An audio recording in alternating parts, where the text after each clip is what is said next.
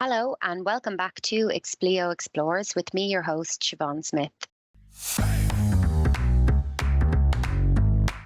This series zooms in on the 9 success factors for business transformation. These were identified through data gathered from over 1,000 senior decision makers in Expleo's annual Business Transformation Index report. Thank you so much for the feedback on the podcast so far. I'm sad to say that today is the 9th episode, rounding off our Success Factor series. And today's episode is all about having a focus on quality assurance. And as always, what we're trying to do is try and understand why is it so important outside of the obvious reasons. What challenges do businesses and companies face when it comes to quality assurance? And ultimately, what can you learn from our esteemed guest today? What are the top tips that you can take with you and help improve your approach to this topic moving forward? We hope you enjoy.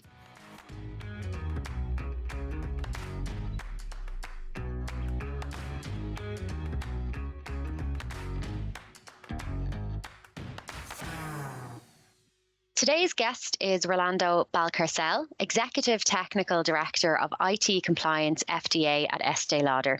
The Estee Lauder Companies Inc. is one of the world's leading manufacturers, marketers and sellers of quality skincare, makeup, fragrance and hair care products. With over 25 years of experience, Rolando has led the transformation of key IT initiatives in the areas of software quality assurance, as well as data integrity and compliance space. He initially held the role of Global Executive Director of Testing at Estee Lauder, where he stood up a testing centre of excellence to introduce quality testing governance and automation. Rolando builds collaborative relationships with key partners, both internal and external, to facilitate the development and deployment of technology systems. Currently, Rolando is leading the global compliance team, which focuses on FDA requirements to ensure that Estee Lauder products are fit for their intended use and its respective data are properly controlled as per regulatory guidelines. So all of this experience and expertise makes Rolando the prime candidate to round off the Expleo Explores podcast series by talking to us today about success factor number 9, a focus on quality assurance. So welcome to the podcast, Rolando. Thank you so much, Siobhán. Glad to be here. Brilliant. So we'll start as we always do, which is kind of setting the scene of why this success factor is important. So in the Business Transformation Index, we were actually astounded that only 39% of respondents listed quality assurance as a major focus area. So let's start at the very top. In your opinion, Rolando, why is quality assurance important? Well, first off, let me say that I'm just as astounded as you. Being in quality assurance for over 25 years, I always felt that it was an integral part, specifically in the software development lifecycle. To me, quality assurance it really qualifies. It gives you and your company that integrity, right? It allows you to assure that what you're putting out there for the consumers meets the intended use. It provides quality of your product and ensures that the consumers will be satisfied in the long run. Absolutely. And it's interesting when you juxtapose that with the number one area, I suppose, that businesses are focusing on was listed as customer experience. I suppose quality assurance plays a big role in that customer experience. Would you agree? Oh, absolutely. I mean, I do think that it varies depending on the industry that you're working in. A lot of, of course, companies are consumer focused, consumer facing. Others are more focused on the product themselves, right? But I do think that it's important to hear from your consumers to make sure that the consumers are satisfied with that product, as I said before. And it is something that more companies should be listening to. Right. And given that it's so important, what do you feel are like the common challenges that businesses and people face when it comes to focusing on quality assurance? Well, I'm glad you asked that question because I could say it's challenges that I faced myself. The number one thing being a deployment date, a production rollout time. Some of the companies that I've worked with in the past, they really had to adhere to client requests, client needs, press materials. And at that time, unfortunately, it would mean, shrinking quality assurance time from a month to sometimes just a couple of days. That to me is something that will sacrifice the quality of the product. But at the same time, you also have to adjust and adapt to, the needs of the client, but still try to put your stamp of approval to ensure that that quality meets the expectations. And at what point, just for anyone who's kind of unfamiliar with programs of transformation, at what point usually would you factor in quality assurance as one of the elements to your plan? Well, I mean, everything has evolved now, right, within technology. Initially, when you look at the software development lifecycle, quality assurance usually came at that last phase or at that last stage gate, as some people call it. Nowadays, quality assurance really is at the forefront as well. You're usually involved during the early kickoff meetings at the initial state, documentation and specification reviews. So to me, especially as you move into more of an agile methodology or model, you see quality assurance and those focused quality SMEs involved really from the start. So I mentioned earlier about the 39% of respondents overall who didn't think that quality assurance was a major focus area, which was quite shocking, as we both agree. But as part of the Business Transformation Index, what we were able to do was split companies into starters, strivers, and stars. And this was based off of their responses to the survey that they had conducted. So we were able to identify the 9 success factors in this series as integral to being a star. And there's a really stark difference in terms of quality assurance when it comes to stars. So it's actually 64% of the respondents in that category saw quality assurance as a major focus area. So my question to you is what separates the great organizations when it comes to quality assurance to the kind of starter organizations? Well, definitely what separates those organizations are the ones that really take that quality, seriously. There are organizations that really build up strong quality assurance teams and have a big focus on delivering a product from start to finish, whereas there are other companies that might be at that startup phase.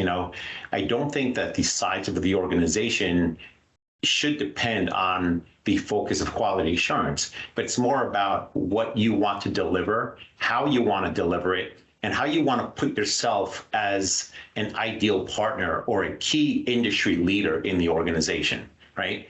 Right. At the end of the day, you want to make sure that quality assurance is an integral part, and you're able to show that by the products that you deliver. Absolutely. And in terms of transformation programs, would there be a challenge when it comes to, I suppose, the leadership of those programs that might account for, that big kind of 61% gap in calling quality assurance a focus area? Well, I mean, I think it's more about proving that quality assurance can be really effective without impacting your timeline, without impacting your development, times and or the time to production, right? I think the way I see it, when I, would be focused on the initiative or the scope of quality assurance is, if you have a quality assurance team that is doing their job, running test cases, and reporting on issues, but they come back with 0 bugs, 0 defects, in my opinion, they really didn't do their job well, right? You want to be able to show the leadership team that there are issues that need to be addressed. Of course, at that time, you prioritize them, right? You set, the different criticality measures behind them. You must identify them from the start. That way there is time to go back to software development, to address those issues, to fix those defects, and then to do proper testing in the end. Right. Is that a hard thing to do in your experience? It's very hard. I think a lot of times, and again, I'm going to say that this is specific to different industries, But there's times when there's a little bit of a, let's call it friction between developers and quality assurance engineers. And sometimes there's a little bit of, chest bumping, like they don't want to be rattled. A developer doesn't want to be told that their code has defects or some issues with it. But at the same time, everyone needs to be collaborative, and work as a team just to make sure that they do put out the best product possible. That's it, because everyone's working towards the same end goal, aren't they? It's really interesting, the time, cost, quality triangle that most business people will be familiar with. We've talked on this podcast previously about, delivering on time and keeping to budgets. So I was looking forward to asking the person we had on for quality assurance, do you feel like when there are sacrifices to be made in that triangle that typically quality assurance is where the sacrifice tends to happen? Oh, 100%. It's the story of my life during my 25 plus year career in quality assurance before I moved over. But as I said before, we are sacrificed. There is time when, a 1 month window is reduced to a week, is reduced to a couple of days. But you still have to, in North American terms, put on your big boy pants and get the job done, In terms of impressions internally, when it comes to quality assurance, I suppose it doesn't hold as much weight as you've just said, as keeping to budget and keeping on time do. Like, how is it perceived internally? Is it perceived as a risk mitigation exercise, or is it perceived kind of as a tick the box exercise? And is there like a re-education needed around quality assurance in the future? Absolutely. I always believe in having, post-mortem meetings, because you don't want it to be a tick the box exercise. We want to make sure that everyone understands that, quality in and of itself, starts with, the effort that you put in, the processes that you have in place, even from execution of test cases. I always felt that it was important to have a test plan. That way, leadership, the company, the teams that you're working with, they see at the forefront with a, documented evidence what the approach is going to be, why you're doing it, and what the end result should be, right? So I do want to make sure that even at the end of a project, that postmortem is important for everyone to understand why you did what you did and how we all need to come together. Absolutely. Yeah, it makes perfect sense. And another thing about quality assurance, I suppose, as a topic is it's kind of, we have a saying in Expleo, you wouldn't correct your own homework, or you wouldn't let your students correct their own homework. How important is it to have that kind of independent approach to quality assurance so that we don't have people who are, say, writing software, then going back over and reviewing their own work? Yeah, that's extremely important. I think that's the reason why it is critical to have an independent team or a separate team within your organization doing the testing, right? A lot of the other things that you see is the industry focusing or moving towards automation, which I think is great, right? I'm a little bit old school. I was used to doing everything manual, literally like, seeing it as a perfectionist. And I do believe that those folks that are in QA, in a way, are perfectionists. I've been called an English teacher because I would focus in on even the most menial things, such as, a copy issue versus seeing a code issue. But I do think that it's important for that fresh set of eyes that isn't familiar, isn't seeing the code day after day after day, to be able to go in as a third party and, so to speak, and then being able to apply their critical thinking, put their aspect in terms of how they have a different mindset when they do their testing approach. Absolutely. And I mentioned in your intro that you set up actually a Center of Excellence test center. What was that like? It was difficult. When I came into the organization, we did have a few partners that were helping us with testing. What I wanted to accomplish is really just having a centralized location for that. It did take, a couple of meetings with different partners, identifying the right process, governance, documentation in terms of, what we're going to do for execution, communication, alerts, notifications, and really making sure that focus that the Center of Excellence was going to deliver also met people's requirements, right? From a departmental and also from a leadership perspective. I think in the long run, it was very successful. I mean, it's still around today, even though I don't lead that department right now, but it was very successful in that it allowed us to, one, reduce that, not just the level of effort cost, but also resource cost, and also deliver more on time with a more quality behind the product. Yeah, it sounds like if you get it right, going back to that triangle, that it's actually an enabler of delivering on time and keeping to budgets, you know, if you approach it in the right way. Would you agree with that? Oh yeah, absolutely. Brilliant. And I suppose we've outlined a lot of challenges there. I suppose, what would your top tips based on your, you know, wealth of experience in this space be for the listeners in terms of mastering this as a success factor in their businesses? Yeah, well, I think I touched on it a little bit just a little while ago, but definitely having the right test plans in place. One thing is making sure that you are involved from the very beginning. You have a good mind in terms of being able to assess situations, read the documentation, get involved to, you know, even provide your input on a lot of the specifications. You have to, in a way, start your testing approach early on in your mind, right? Prior to even starting the test case creation. So the test plan in and of itself should really outline what it is you're going to do, what is the scope of your testing approach, and how you're going to deliver in the end. And in terms of bringing that plan to a success, is there any top tips that you would have in terms of partnering up or skills that you need to identify to have internally in order to make that a success from the outset? Well, I hope I'm okay with saying this on the podcast, but one of my top tips is to be anal. You know, what I mean by that is making sure that you're taking every approach that you feel is correct. You know, as a tester, as a quality assurance engineer, you want to make sure that you have the patience. You don't get overcome by time. You don't, stress over the fact that, yeah, you might have had a month to conduct your testing and now it's shrunk to a week or shrunk to a couple of days.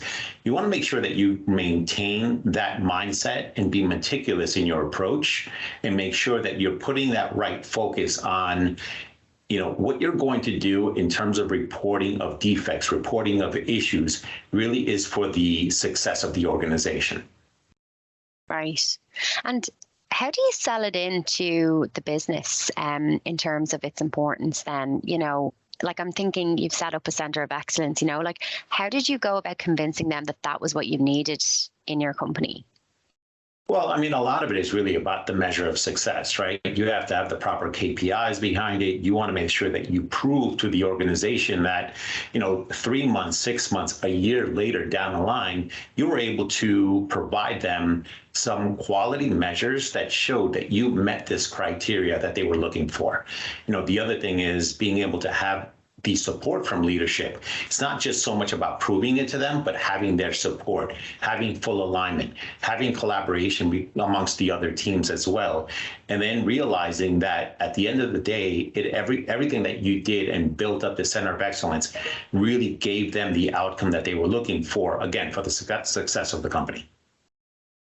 Brilliant. That's a really good point. I like that approach about the measurement because they always say, you know, that saying like what gets measured gets managed. But, you know, when you think of a typical report at the end of a project or at the end of a release or whatever it might be, to be able to include, like, say, the amount of bugs prevented or, you know, the number of risks mitigated in a sense, that's a very impactful thing to show to leadership teams kind of as you move into the next project or the next piece of work.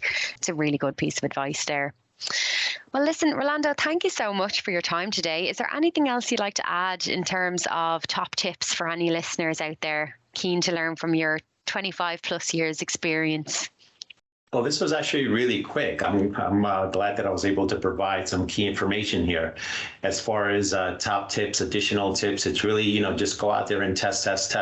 It's really important. Always focus on the quality of your product, and the success of the organization is also the success of your own. Brilliant. Thank you so much. All right, my pleasure. So I mentioned earlier about the 39% of respondents overall who didn't think that quality assurance was a major focus area, which was quite shocking, as we both agree. But as part of the Business Transformation Index, what we were able to do was split companies into starters, strivers, and stars. And this was based off of their responses to the survey that they had conducted. So we were able to identify the 9 success factors in this series as integral to being a star. And there's a really stark difference in terms of quality assurance when it comes to stars. So it's actually 64% of the respondents in that category saw quality assurance as a major focus area. So my question to you is, what separates the great organizations when it comes to quality assurance to the kind of starter organizations? Well, definitely what separates those organizations are the ones that really take that quality, seriously. There are organizations that really build up strong quality assurance teams and have a big focus on delivering a product from start to finish, whereas there are other companies that might be at that startup phase.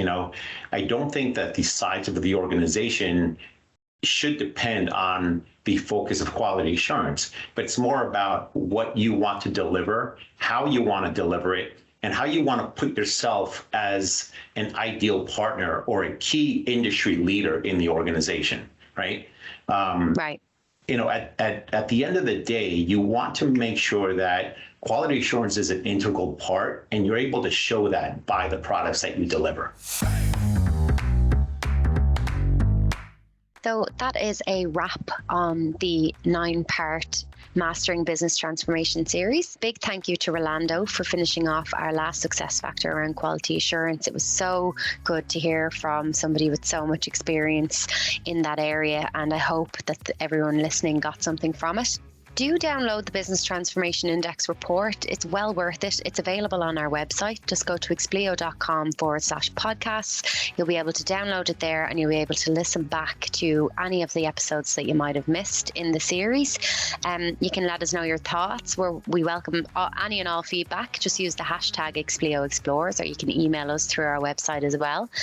And we set out, I suppose, 10 weeks ago to bring a series to the business audience that had a different topic each week, where we felt we could add some value through our connections and through clients and friends of Expleo. So I really hope that we have achieved that. We've had really good feedback from both the listeners and also the guests.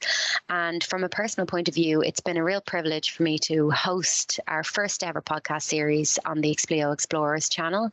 I hope it won't be the last. I'm looking forward to passing the baton to one of my colleagues in Expleo.